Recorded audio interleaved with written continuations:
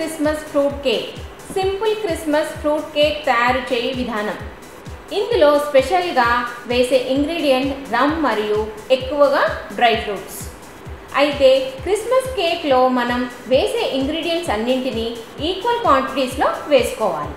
అవసరం అనుకుంటే మైదా పిండిని మాత్రమే కొంచెం ఎక్కువగా వేసుకోవచ్చు. చూడండి, ఇలా డ్రై ఫ్రూట్స్ అన్నింటినీ తీసుకోవాలి. వాల్నట్స్, చెర్రీస్, పచ్చి ఖర్జూరం, ఇలా రకరకాల డ్రై ఫ్రూట్స్ని వేసుకోవచ్చు.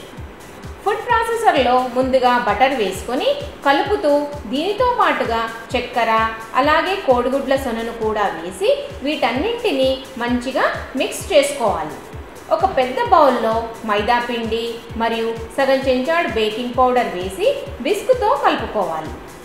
ఇలా కలిపిన పిండిని కొంచెం తీసుకొని ఇందాక మనం ప్లేట్లో డ్రై ఫ్రూట్స్ వేసుకున్నాం కదా, వాటిపై ఈ పిండిని చల్లుకొని కలుపుకోవాలి.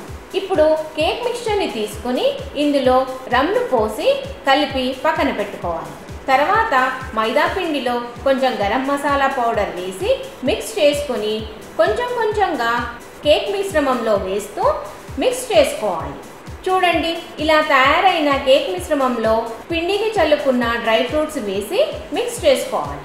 తర్వాత ఒక గుండ్రని పాత్ర తీసుకొని దానిలో నాన్ స్టిక్ స్ప్రే చేసి అలాగే కొంచెం మైదా పిండి వేసి పాత్రకు మొత్తం అంటుకునే మాదిరిగా చేసి కేక్ మిశ్రమంను ఇందులో పోసుకొని 325 డిగ్రీ సెంటీగ్రేడ్ వద్ద 15 నిమిషాల పాటు బేక్ చేసుకోవాలి. 15 నిమిషాల తర్వాత కేక్ బయటికి తీసి చూడండి, ఎంతో మృదువుగా తయారైన క్రిస్మస్ ఫ్రూట్ కేక్ని మీ ఇంటికి వచ్చిన అతిథులకు పెట్టండి.